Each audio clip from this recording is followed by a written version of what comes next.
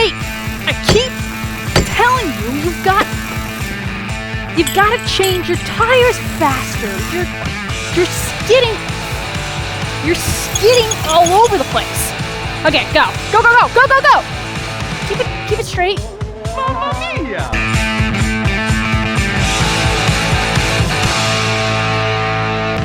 What up, fam? I'm Indiana Black, and tonight we're talking everything car manufacturing. We have a very special guest, David Williams, as we take an in-depth look at the game automation. All that and everything else you love in another episode of Nitro Nights.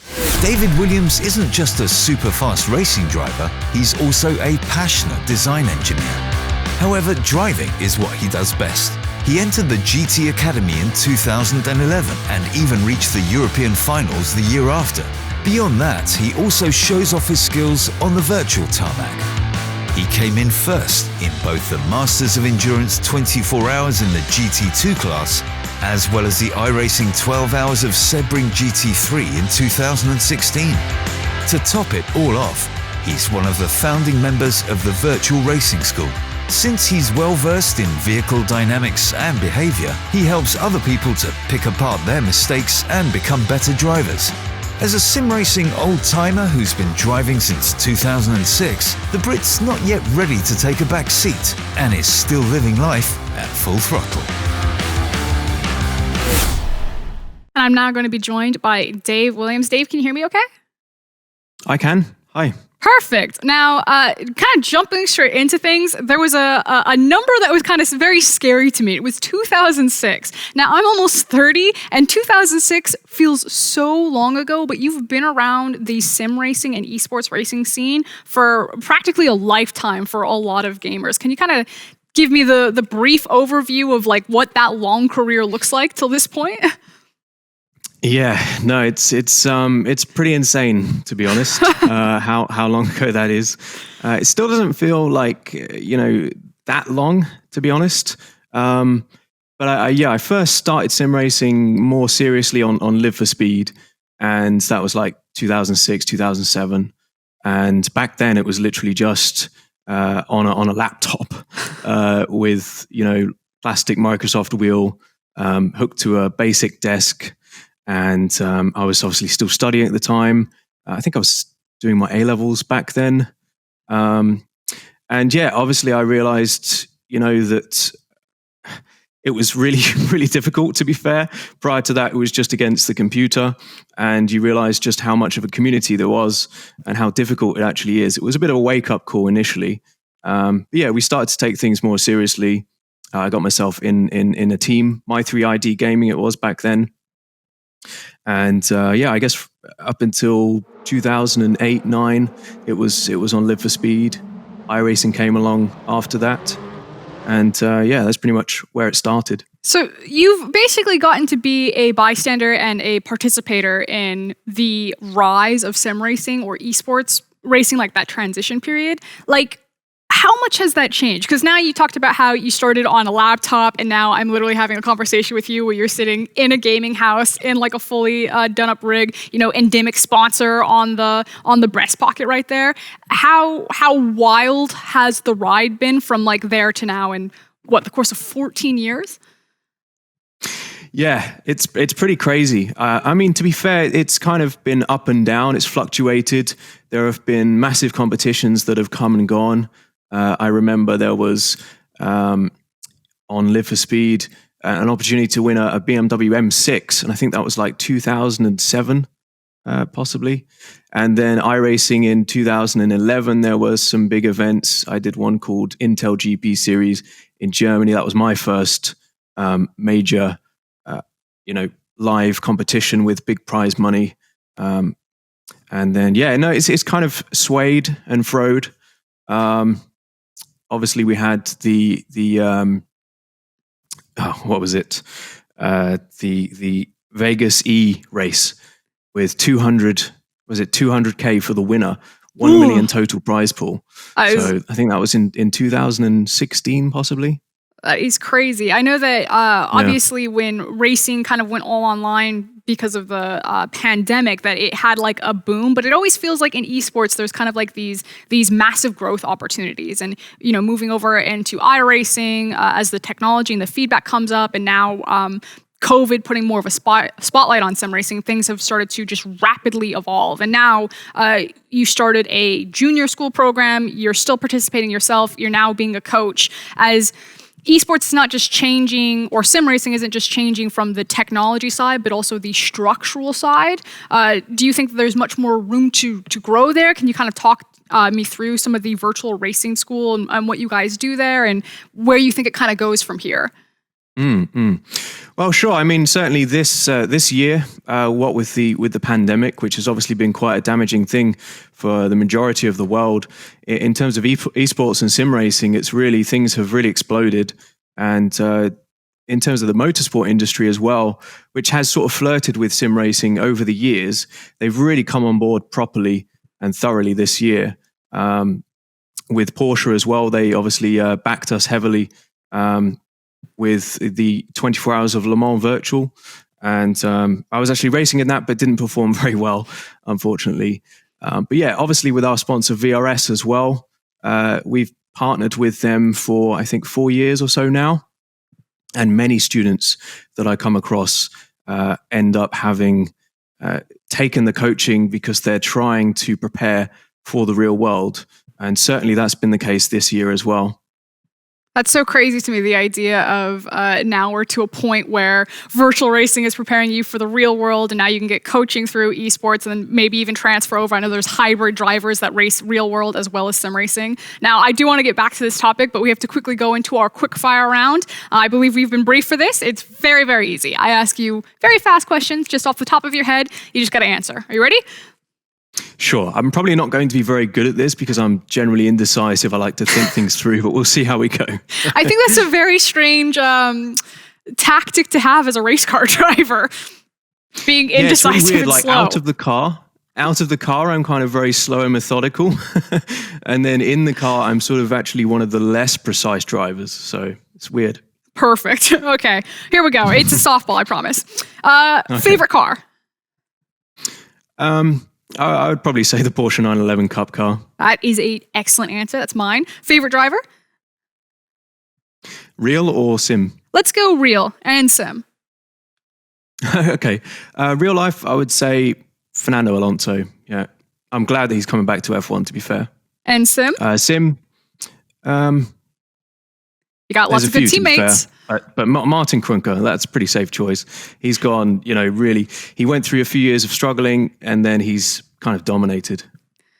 Favorite racing game? These are supposed to be quick fire, so I apologize. It's all good. You're doing great. Favorite racing game? Well, it has to be iRacing. Here we go. Personal hero of esports racing. So different from your favorite driver. Oh, okay. I probably would have said Martin for that, but to be fair, I actually respect Mac Backham quite a lot. He isn't necessarily, doesn't have the most obvious amount of talent, but he's really worked hard, puts in the effort and has results. That's the classic coach answer where they try to find like the diamond in the rough, if you will, rather than just like the big brand name. Okay, and the most common driving mistake that you see? So obviously I speak to a lot of students. It would have to be overslowing the car before the apex and then getting on the throttle actually too early. And as a result, having to lift because they're running wide on exit. Okay. I definitely just go full speed directly into that corner and smash it. So I guess I could learn more from that mistake. Now, you've survived the quickfire round. Congratulations. Now, before we continue our interview, we have a deep dive segment into the game automation. Have you played before? I've seen a few videos, but I haven't actually played the game myself. It does look very interesting. Well, that's totally fine because we have a video to get everyone up to speed. Let's take a look. Every racing driver knows if you want to compete at the highest level, you have to know your car inside out. If you want to know your car by heart, you also have to do the same with its technology. If you want to improve your knowledge of engines, chassis and transmission, why not build a car yourself? But you don't have to study mechanical engineering. Automation, the Car Company Tycoon game, could be exactly what you've been looking for. You can build your own cars from scratch, starting with the core down to the smallest detail. Then, design the body of your car any way you like it. Once you've done that, your product is complete. Then start building your company and become a successful manufacturer. You can manage absolutely everything from marketing to production.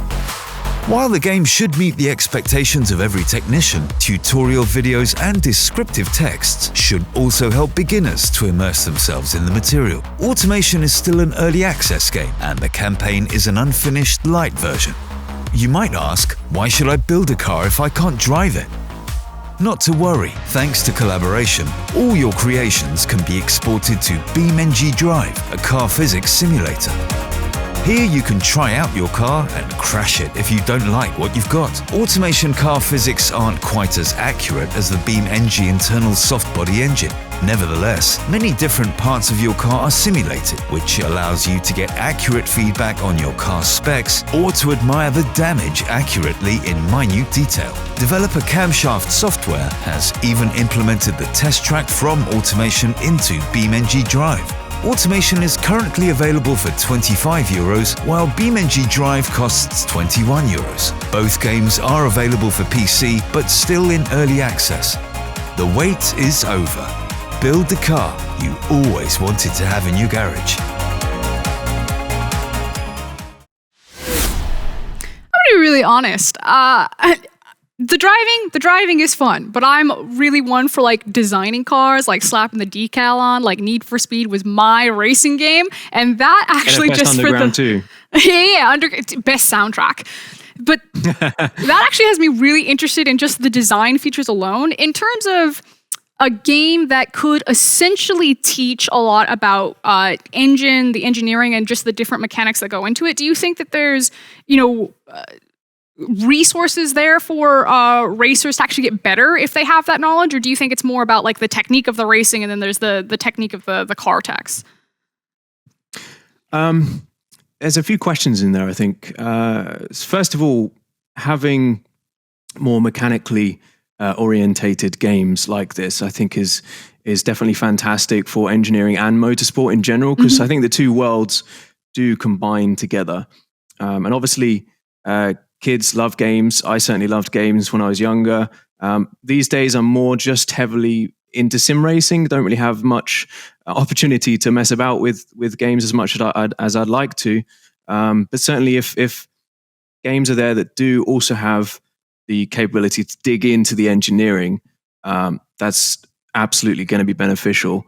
And in terms of how that then transfers over to the driving side, I think if you do learn the fundamentals of vehicle dynamics, setup, engineering, weight transfer, mechanics of shock, suspension, downforce, how all of these things influence the car, and then you can then modify your driving because you understand the car better. You understand how to drive certain cars differently based on the characteristics that they have. So I think there is certainly a lot of crossover between engineering and driving. Do you think that there's kind of needed vocabulary for that? I mean, you just talked about, very technical terms and understanding what's happening to the car and so how to handle it. Do you ever meet racers who seem to be so naturally gifted on instinct and just being able to feel the car and control it, versus racers that are like, my car, I'm having trouble here because of the downforce or the handling? Like, which one do you find more when you're working with young students? I would say it is primarily those that are naturally talented. In terms of, if we're looking for people at the top of sim racing, those that have the natural talent, they're not necessarily going to have that much interest in the engineering. So I think it's very important that they sort of do dig deep into that. And certainly when we've had new recruits, we have a new junior team with Coanda as well. So our goal there would definitely be to help them with extra things. They clearly have the natural talent, but the fundamentals and understanding of the engineering that goes behind the driving is really, really important as well and beneficial. Kind of reminds me of I play guitar, and most guitarists can't read sheet music, but there always comes that time when the guitarist is like kind of forced to learn music theory, and so it's like taking your passion into that. I guess my next question then is the pipeline of growing esports, or even growing the virtual racing school. You know, you have kind of a background where in sim racing there's a lot of like hardcore hobby car guys, and they love cars, they love the culture of it, and so they get into sim racing. Whereas now, as consoles are getting more powerful, more racing games are becoming more mainstream, that you then also have the esports racing population, just traditional gamers. Do you see more now kind of traditional gamers that are becoming sim racers, or do you think it's still the pipeline of the hardcore car kids and car guys that become sim racers? I would say at the moment, it seems like it's the majority from the hardcore sort of racing, motorsport enthusiasts, just either fans of racing or racing games, more so than the sort of other esports and other gaming.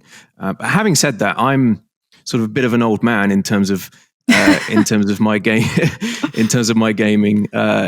Whenever I try like Counter-Strike or any FPS game, I get, you know, the stuff ripped out of me by my own teammates because I am absolutely terrible. I'm just completely clueless.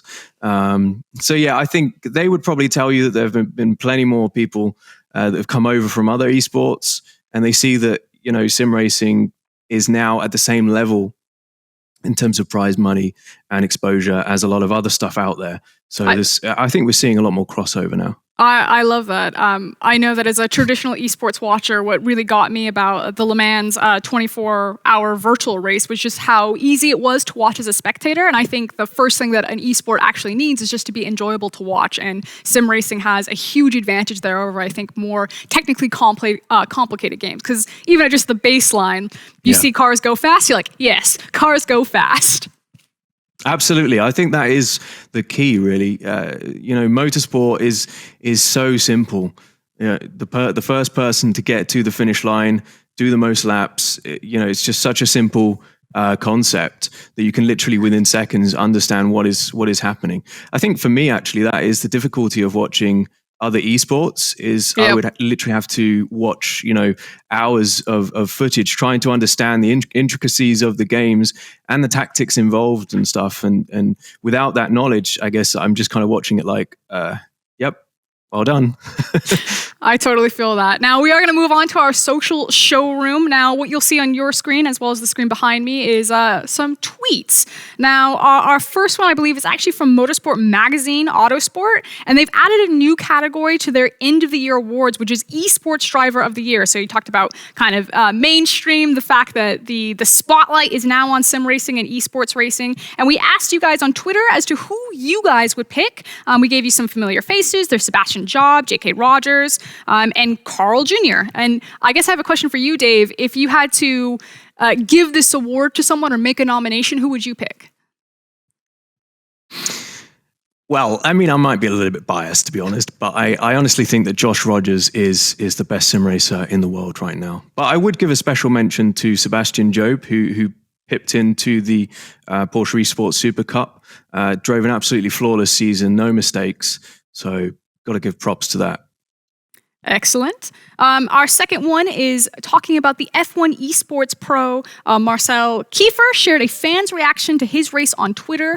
I always kind of love fan reaction videos. I know we get a lot of them in my traditional esport, and I think it really helps the mainstream audience understand what connects us to sim racing or esports in general, and that it is a very true emotional response that I think a lot of sports fans can also relate to. Yeah, absolutely. I think one of the good things about sim racing actually is you can really get up close in terms of broadcasting to the action. Like you can get in the driver's face. I've got a webcam here which is attached to my rig, so you can see my emotions as I'm driving. The same thing with LAN events. Obviously, we haven't had the opportunity to do those this year, but one of the great things about the Sim Racing Expo, which I've attended the last 3 years or so, you have such a massive fan atmosphere and reaction involvement in the races. You know, cheering and whatever. It really does I think, add that extra intensity that is missing from real life motorsport, where drivers are hidden, inside the helmets, inside the cars, away from the spectators to an extent. It's removing the barriers, if you will. Now, our last tweet from the social showroom is actually your teammate that you just gave so much praise to, Joshua Rogers, in a very unique way to avoid a crash. How often do you see stuff like that? Yeah, not very often, to be fair.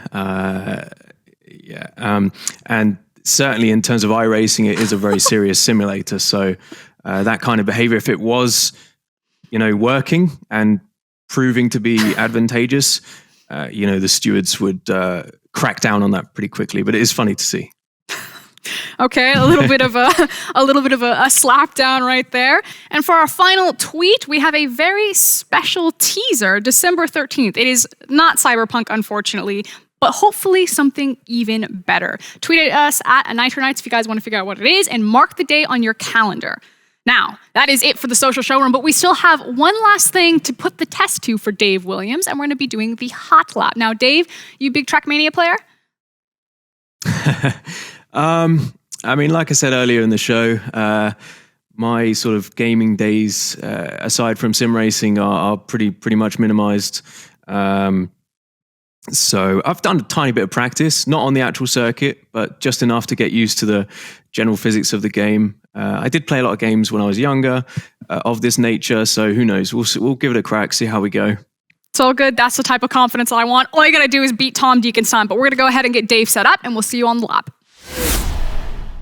And finally, we've made it to the most exciting part of the show, the hot lap. That's right, gentle viewer, the hot lap. What is the hot lap? You may be asking for the first time ever. It means that you have 3 minutes to complete the course as fast as possible. Who's the fastest time? Emily Jones, 50 seconds. Got all of that? Yes, Dave. All I care about is that you beat Tom Deacon. His time is 1 minute 37. Are you ready? I think so. Perfect. I speak very quickly. Go! I totally believe in you. I've seen a lot of people mess this up, but they figure it out pretty quickly. Yeah, fingers crossed. I think the hardest part is the beginning here, so we'll see how we go.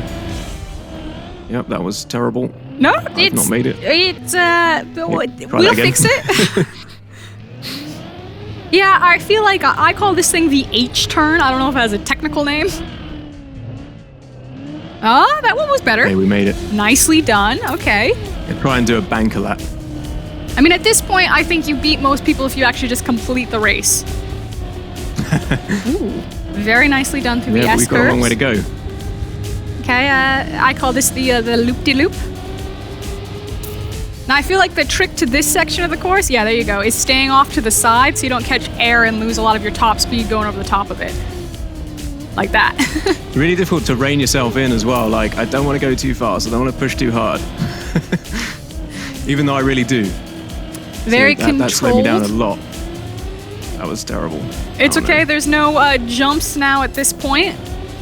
You'll just have one final launch point. Okay, good time, good time. Last launch. I didn't quite get under a minute. But still very good. Now you do have time to possibly get one more lap in if you want to try to make it faster. Yeah, we'll give it a go.